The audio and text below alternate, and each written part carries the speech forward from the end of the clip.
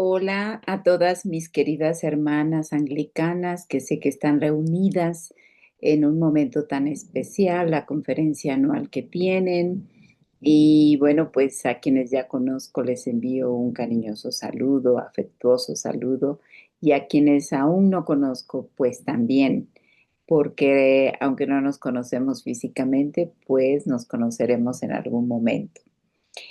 El motivo del presente video que me han solicitado las coordinadoras ha sido justamente un honor para mí porque vamos a hablar hoy del concepto de sororidad. Mi nombre es Marilu Rojas Salazar, para quienes no me conocen.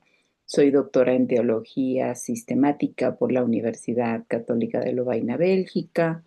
Soy de tradición católica y profesora de la Universidad Iberoamericana en el doctorado de Estudios Críticos de Género y en la maestría en Teología y Mundo Contemporáneo. Pertenezco también a la línea de investigación TEPER de la misma universidad y también soy parte de la Universidad La Salle, soy docente de la Universidad La Salle. Ahí imparto la licenciatura en teología. En otro aspecto, también quiero decirles que tengo formación en torno al ecofeminismo y a los feminismos. Me dedico a la teología feminista, como ustedes ya sabrán. Hago esta breve presentación para quienes no tengo el gusto de conocer. Y voy ahora a compartir pantalla para comenzar un poquito a explicar el tema que nos ha reunido en en este momento. Y entonces comparto pantalla, me han pedido que hable de la sororidad. Y bueno, como ustedes saben, la sororidad, algunas ya lo han trabajado, supongo que ya tienen esa información, otras no tanto, pero entonces se trata de tener aquí unos minutos en los que podamos interactuar. Y yo le he titulado a mi conferencia de la sororidad a la doloridad. Ahora voy a explicar por qué. Primero quiero decir qué es la sororidad. El término sororidad proviene de la palabra inglesa sisterhood, utilizada más o menos entre los años 70 por Kate Millett. Y se refiere, es un referente, Kate Millett es un referente del feminismo de la segunda ola. Ustedes saben que estamos ya en la tercera, cuarta ola de los feminismos. Y bueno, ella escribe un tratado sobre política sexual y ahí utiliza el concepto de sisterhood. Años más tarde vamos a ver que la académica mexicana Marcela Lagarde utiliza la versión en español y la llama sororidad. Por primera vez desde una perspectiva feminista, tras verlo en otros idiomas, ella misma dice, encontré este concepto y me lo apropié. Lo vi en francés, sororité, y en inglés, sisterhood. Ella explica así, ¿no? Lagarde define a la sororidad como una forma cómplice de actuar entre mujeres y considera que es una propuesta política. A ver, no es un ideal romántico de que todas las mujeres nos vamos a llevar bien, nos vamos a querer y vamos a ser amigas. No se trata de ese romanticismo, sino se trata de actuar entre mujeres con una propuesta política para salirnos con la nuestra en el buen y amplio sentido de la palabra, para que las mujeres nos aliemos, trabajemos juntas, encabecemos los movimientos, hagamos liderazgo en las iglesias y en los espacios públicos. Ella misma defiende y da igual como se diga, dice, lo importante es el desarrollo, lo importante es que hagamos un pacto entre mujeres. Y pactar entre mujeres no es fácil, mis queridas hermanas, porque venimos de una tradición patriarcal, machista en nuestras tradiciones, en nuestras iglesias, en nuestras culturas, que nos impide justamente hacerlo. Porque el triunfo del patriarcado, el éxito del patriarcado es justamente que estemos divididas, que estemos peleadas, que nos envidiemos, que rivalicemos por el poder. Porque ahora que las mujeres tenemos el poder, pues lo ejercemos igual o patriarcalmente o machistamente como los varones, ¿no? Y no es que por mala voluntad, sino simplemente porque así fuimos educadas. No tenemos otro referente del ejercicio del poder.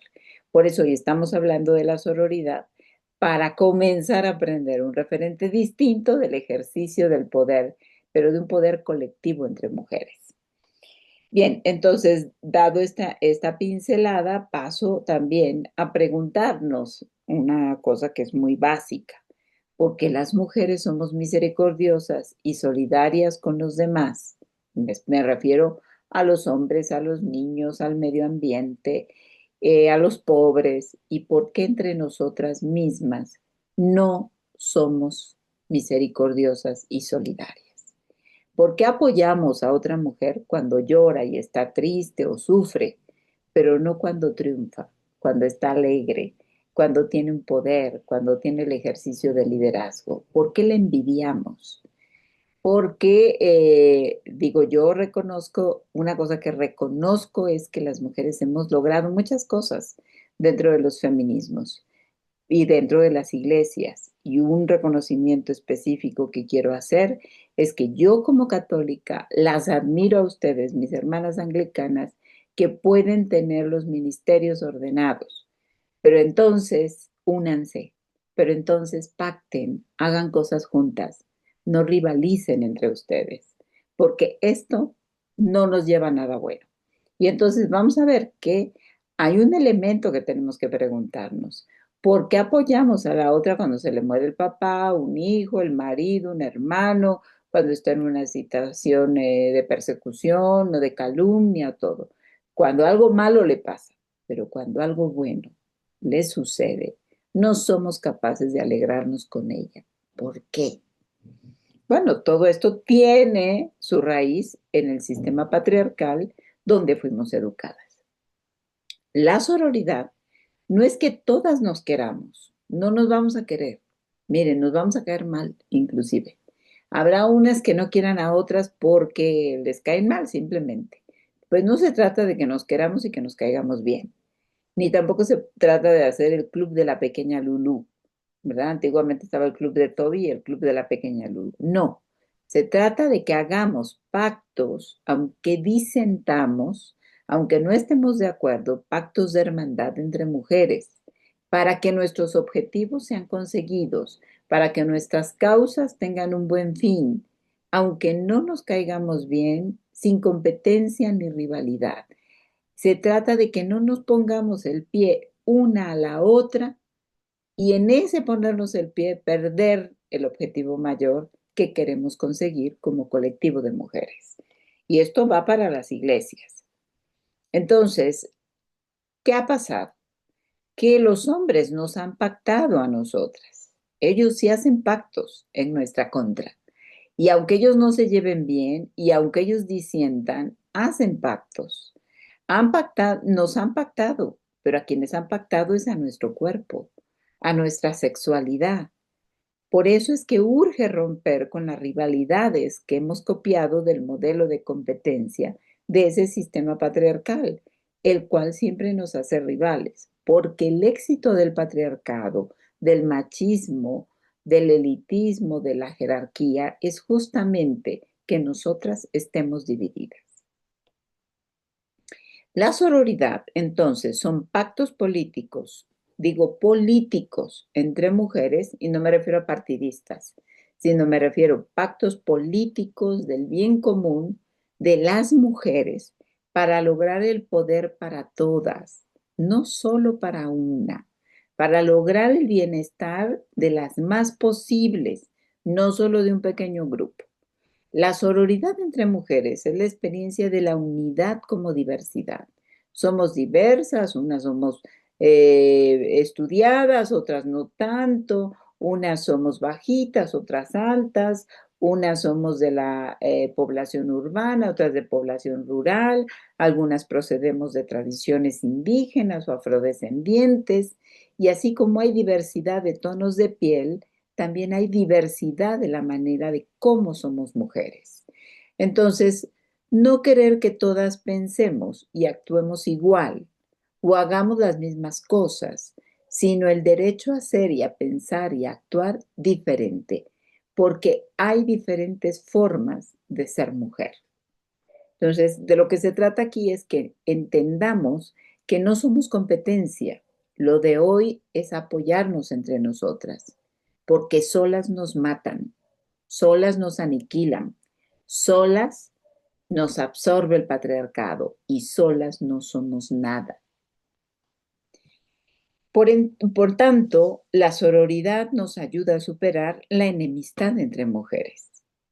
La sororidad parte de un esfuerzo por desestructurar la cultura, la ideología de esa femineidad que encarna cada una. Cuando hablo de esa femineidad, me refiero a esos modos de ser mujer para el agrado de los hombres, ¿verdad? Entonces es un proceso que se inicia entre amistad y enemistad de las mujeres.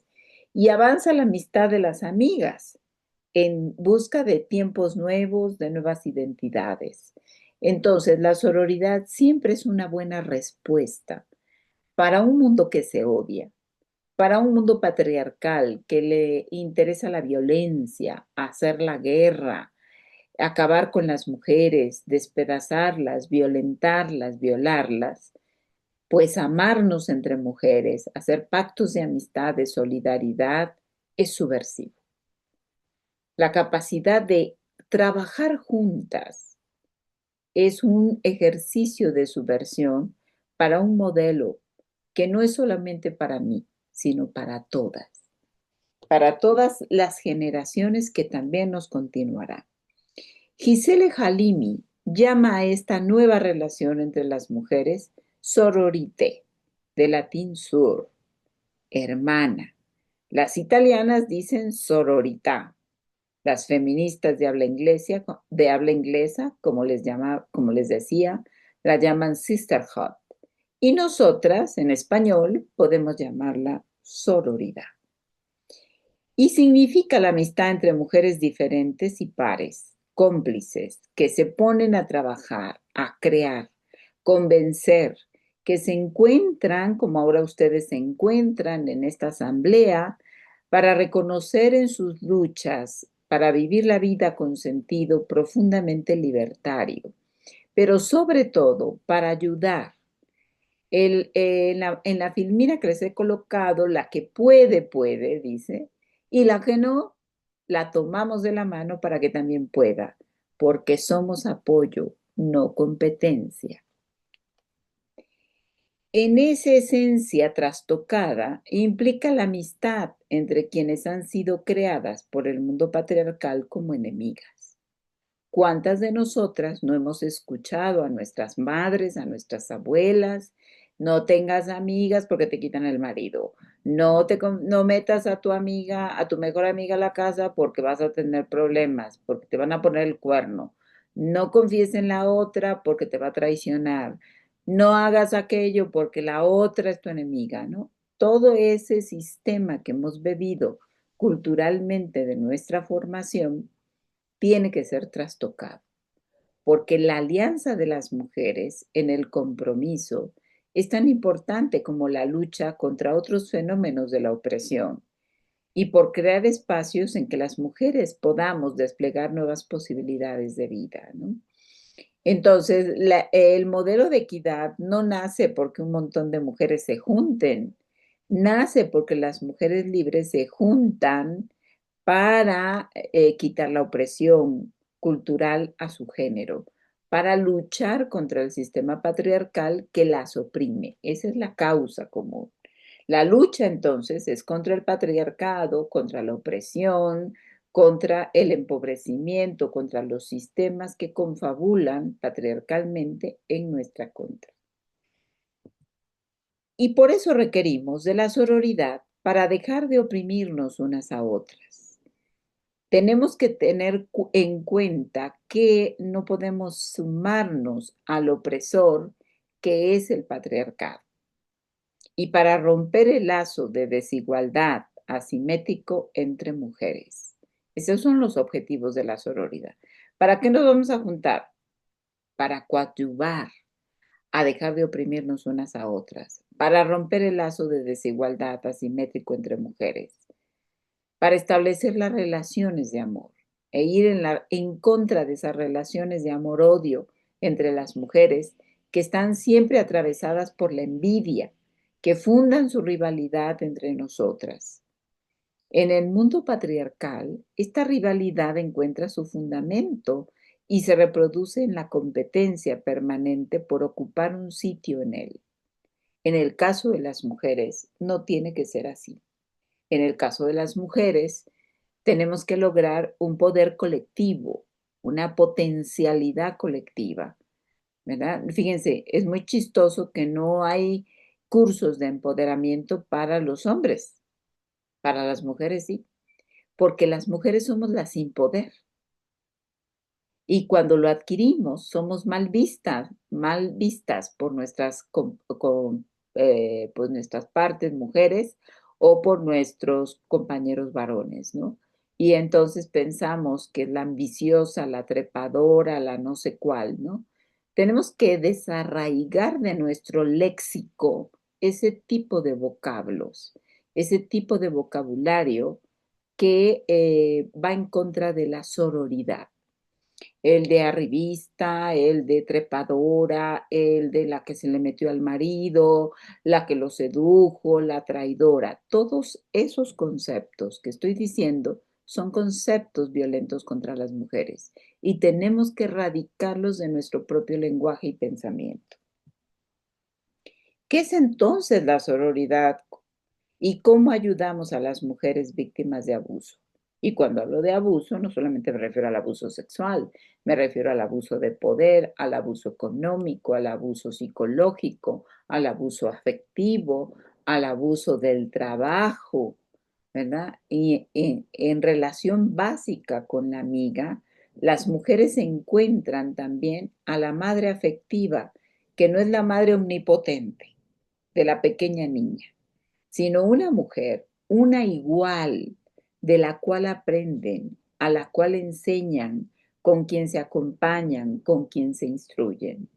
Porque fíjense que el problema es que de niñas aprendimos la rivalidad con la madre por el padre, por el amor del padre. Y como el papá no tuvo el suficiente valor para decirnos, no, tu mamá tiene el primer lugar, tú eres mi hija, a ti te quiero, pero estás en segundo lugar. Eso no lo dijeron los varones porque para un varón era bastante orgulloso y arrogante que una niñita con unos ojos enormes, hermosa, le viera como un ídolo. Entonces, en cambio, las mujeres, vamos a ver, que sí le dijeron al niño, no me beses en la boca, no más, tú eres mi hijo y él es tu papá, cosa que los hombres no hicieron. Por eso aprendimos las niñas a competir con otras mujeres, a rivalizar con la madre omnipotente de la que está hablando la presentación, ¿no? Y entonces no tenemos que seguir viendo a las compañeras como la madre omnipotente o con la cual tengo que rivalizar, ¿verdad? Sino es una igual a mí, una compañera.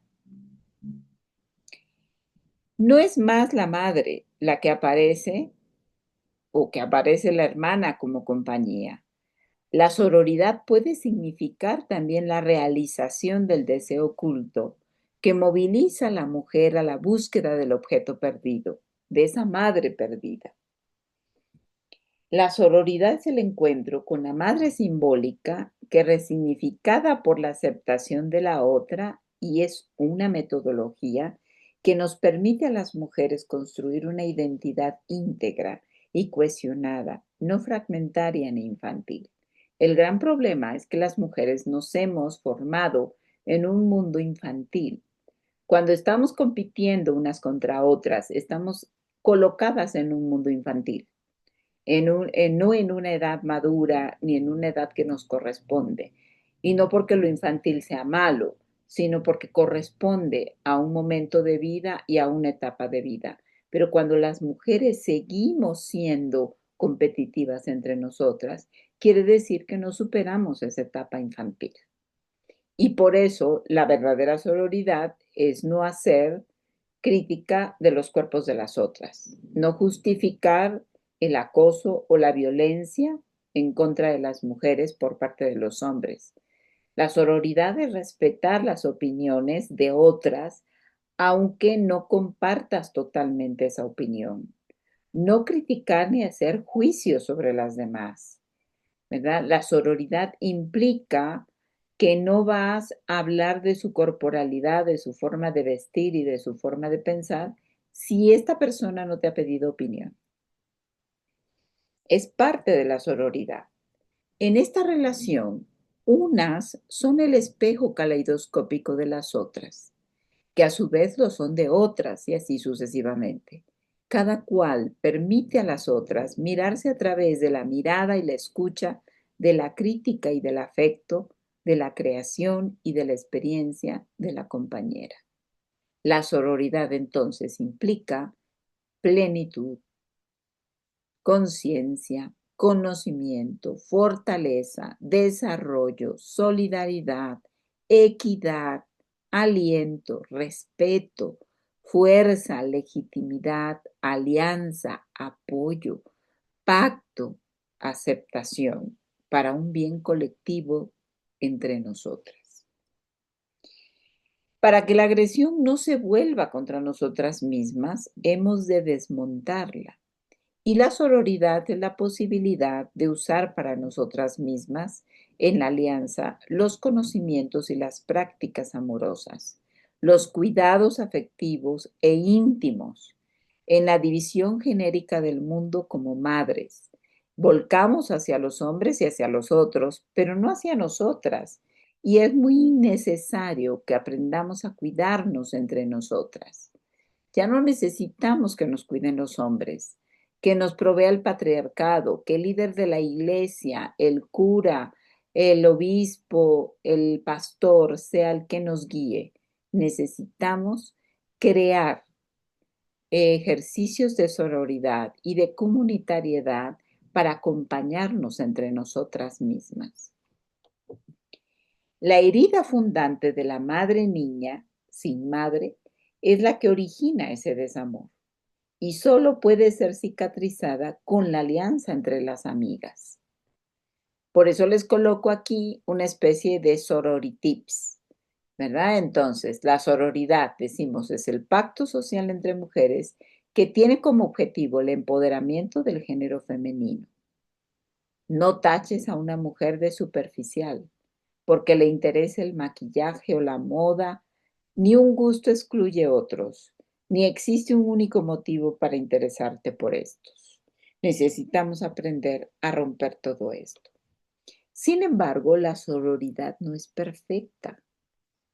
Por eso es que yo hoy he colocado con ustedes una segunda propuesta. ¿Cómo pasamos de la sororidad a la doloridad? Y ahora voy a explicar ese elemento, si me lo permiten.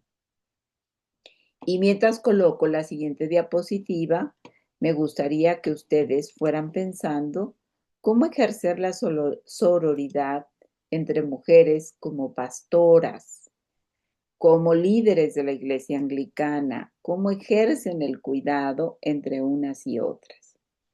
Miren, el concepto doloridad aparece para sustituir al concepto sororidad. ¿Qué es la doloridad? Es un concepto de hermandad entre mujeres creado por mujeres feministas blancas, la sororidad. La crítica que nos hacen nuestras hermanas afrodescendientes es que este concepto de sororidad no alcanza para expresar el dolor de los cuerpos prietos. La doloridad, entonces, es la hermandad entre las mujeres prietas, afrodescendientes, negras, indígenas en el continente de la mefricanidad. Así lo llama Vilma Piedade. La mefricanidad es un concepto creado por Lelia González, porque es cierto que no somos anglosajonas, es cierto que no somos blancas, es cierto que no todas somos clase media alta. Entonces, el concepto de sororidad se le hace esa crítica.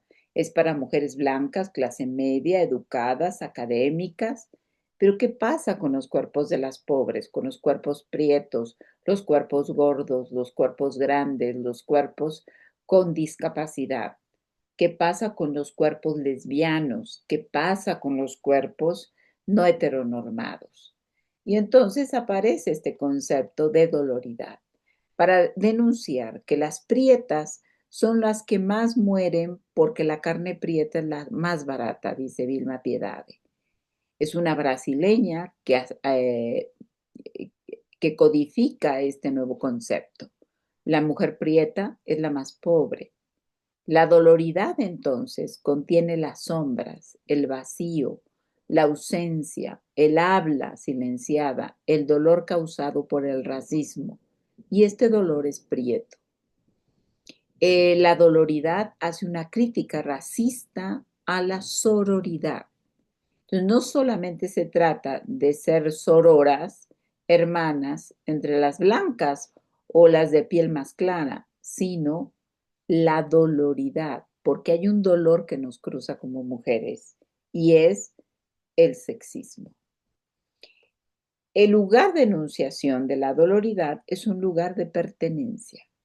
La sororidad une, hermana, pero no basta para nosotras mujeres jóvenes y prietas.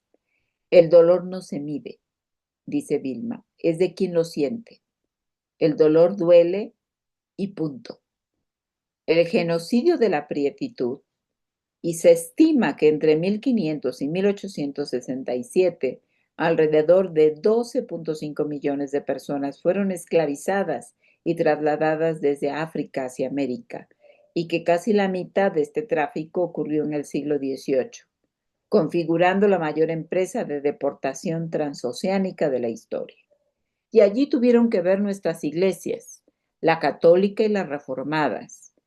Parte de la vergüenza que cargamos las iglesias es que contribuimos con nuestro silencio cómplice a la esclavitud de los cuerpos prietos, a la violencia sexual de las indígenas y de los cuerpos africanos de mujeres. La doloridad entonces expresa el genocidio de la juventud prieta. Las rutas de ingreso de la población africana esclavizada al continente americano también fueron variadas. Recorriendo las costas de América, se diferenciaron entre centros de asignación de trabajo forzado masivo y centros de redistribución. Entre estos puntos de entrada masiva de población negra resaltarían Bahía, Pernambuco, Montevideo, Buenos Aires por el sur y Santo Domingo, La Habana, Cartagena y Veracruz al norte. Recorridos marcados por el hambre y la muerte, estimándose hasta 19% de jóvenes africanos muertos en el periodo más intenso de la trata transatlántica durante el traslado hacia América.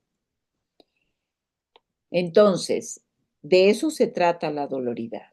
Los colonizadores inventaron que los prietos y las prietas eran más resistentes al dolor. El racismo, hijo preferido del esclavismo y la colonización, nos hizo creer eso. Y por eso es que este dolor une, pero también es potencia de cambio. El racismo es un crimen en Brasil y lo es en México, pero hasta ahora no hay datos de encarcelamiento a nadie en México o en Brasil por ser racista. Y sí que lo somos.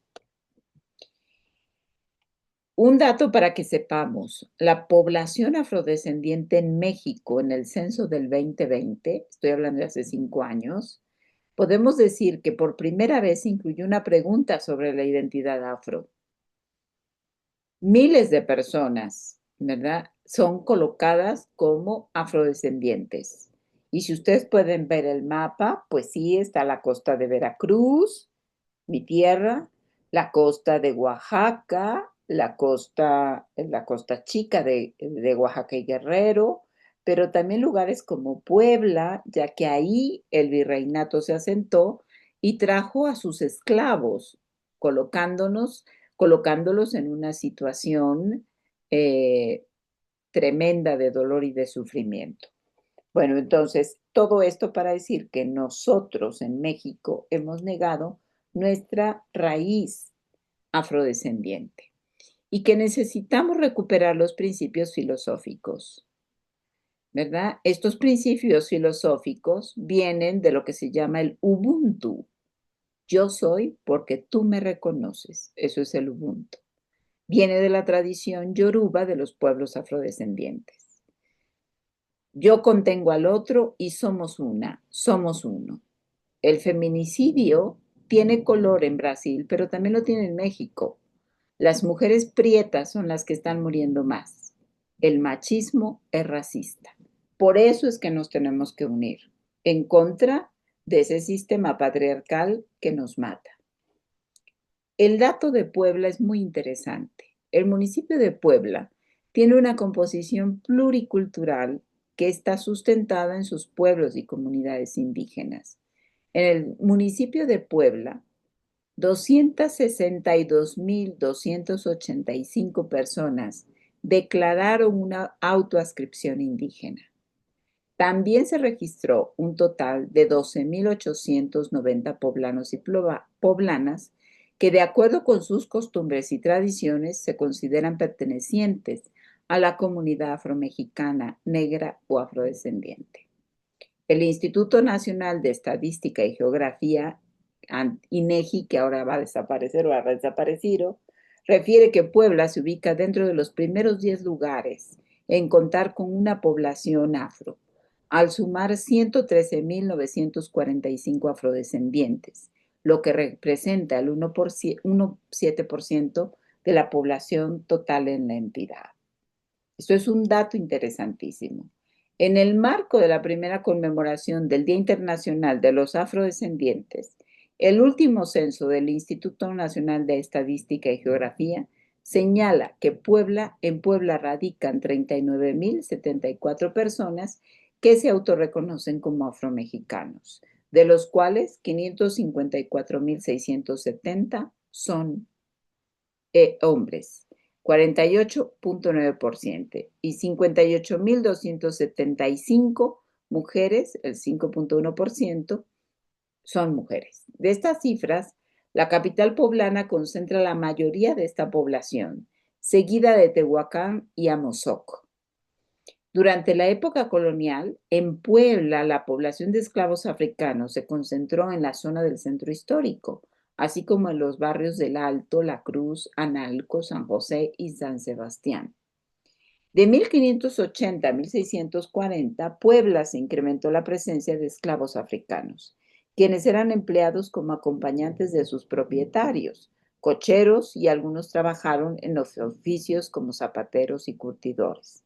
En otros casos, la comunidad africana fue empleada en labores del campo, como en los cultivos de los jesuitas, donde ocuparon la mano de obra esclavizada.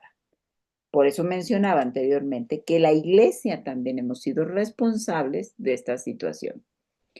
En entrevista con el doctor Guillermo Alberto Rodríguez Ortiz, explica que en aquel tiempo el estatus libre o esclavizado se determinaba si una persona era negra o morena. Sin embargo, los afrodescendientes también lograron destacar en otros aspectos más allá de la esclavitud, como su participación en las milicias de pardos, mestizaje entre una persona africana y una persona india o indígena, y morenos en 1760, cuando Puebla se convirtió en una de las primeras ciudades en contar con estas milicias. Lo que quiero destacar aquí entonces es que el racismo nos ha negado la posibilidad justamente de hablar de la doloridad y de esa doloridad que cruza los cuerpos prietos, porque muchas veces en nuestras iglesias también somos racistas y denigramos a las compañeras mujeres porque son de la diversidad sexual, porque sus cuerpos son grandes, porque tienen una discapacidad, porque vienen de la provincia. Y pensemos, por lo menos nosotros en la universidad tenemos que cuestionarnos siempre cómo es que hemos dejado que todas nuestras profesoras sean de piel blanca y no tenemos profesoras afrodescendientes. Estoy hablando de la universidad como la Iberoamericana y la Universidad La Salle, ¿no? Entonces, también en nuestras iglesias, yo logro ver a veces que muchas de las líderes que logran a tener puestos de importancia son mujeres de piel blanca, mientras que las mujeres prietas siempre quedaban como secundonas. Y entonces me parece que esto es lo que tenemos que cuestionar entre la sororidad y la doloridad. Es decir, la sororidad, es cierto que tenemos que dar ese primer paso de hermandad entre todas las mujeres, de pactos políticos para poder vencer el patriarcado, para poder hacer una eliminación de ese sistema que hemos inoculado, hemos bebido, hemos mamado. Y por otro lado, tenemos que dar el paso también a la doloridad. Las madres buscadoras de desaparecidos en todo el país, algunas de ellas han encontrado en este concepto de Vilma Piedade de la doloridad una expresión de lo que las une, ¿no? Entonces, es cierto que a las mujeres nos une, primero, que hemos sido sobrevivientes del patriarcado.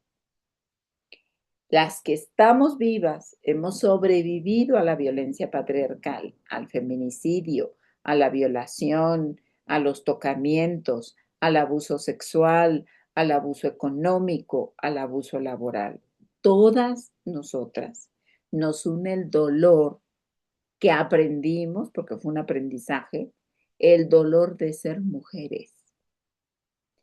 Yo escuchaba por lo pronto a mi abuela y a algunas otras mujeres que decían, ay, nació niña, va a sufrir muchísimo, como un mandato de género, ¿no?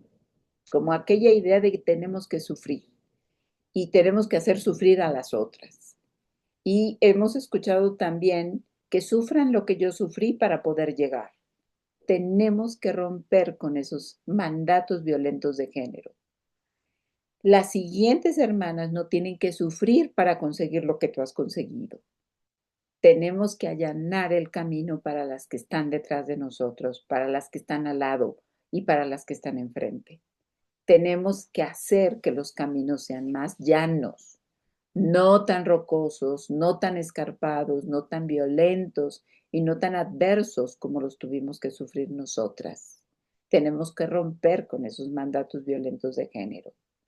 Y por otro lado, tenemos que evocar a la figura de Jesús de Nazaret, que hizo un llamado a las mujeres en la resurrección, que se apareció a las mujeres en la resurrección, justamente en el liderazgo de una mujer. María de Magdala y las otras mujeres que estaban allí han sido reconocidas por estudios muy serios como casi, diría, las fundadoras del cristianismo, porque es en el testimonio de las mujeres que acontece la resurrección. Y la resurrección acontece como una experiencia de fe colectiva de mujeres. Son ellas quienes comienzan justamente en Galilea el movimiento de la iglesia cristiana. Son ellas quienes convocan, son ellas quienes llaman, son ellas quienes unen. A lo largo de la historia después del cristianismo, van a comenzar a desaparecer a estas mujeres y las van a comenzar a desaparecer porque en algún momento, inclusive en las cartas paulinas, ustedes y yo recordaremos que las diaconisas llegaron y las viudas llegaron a tener mucho más poder que el mismo Pablo y él temió por su liderazgo. Por eso, de alguna manera, también hizo esas cartitas donde colocaba el sometimiento de las mujeres, los llamados códigos domésticos. No voy a hacer el estudio bíblico porque yo sé que ustedes son expertas en los estudios bíblicos, simplemente evocar que sí tenemos un ejemplo de sororidad entre mujeres. Tenemos a las profetisas de Israel, tenemos a las antiguas madres de Israel, tenemos a María e Isabel, que hicieron un pacto de sororidad como profetisas, que hicieron un pacto de no rivalidad entre las dos. Tenemos a María de Magdala y a las otras mujeres que acompañaron a Jesús hasta el sepulcro, que dieron testimonio de la resurrección y que juntas pudieron construir y hacer un pilar fundamental para lo que hoy llamamos iglesia. Mis queridas hermanas, entonces las invito de todo corazón y con el gran cariño y admiración que les tengo, a que establezcan pactos de sororidad. Yo sé que no todas se van a caer bien, yo sé que no todas se van a amar, pero sí sé que hay una doloridad, un racismo, un sexismo que nos ha atravesado a nosotras mismas y que nos comprometemos a allanar los caminos para las que sigan detrás de nosotras. Muchas gracias por la invitación, les deseo un feliz encuentro y deseo que de verdad puedan repensar cuáles son los caminos de sororidad que ustedes mismas tienen que construir. Muchas gracias.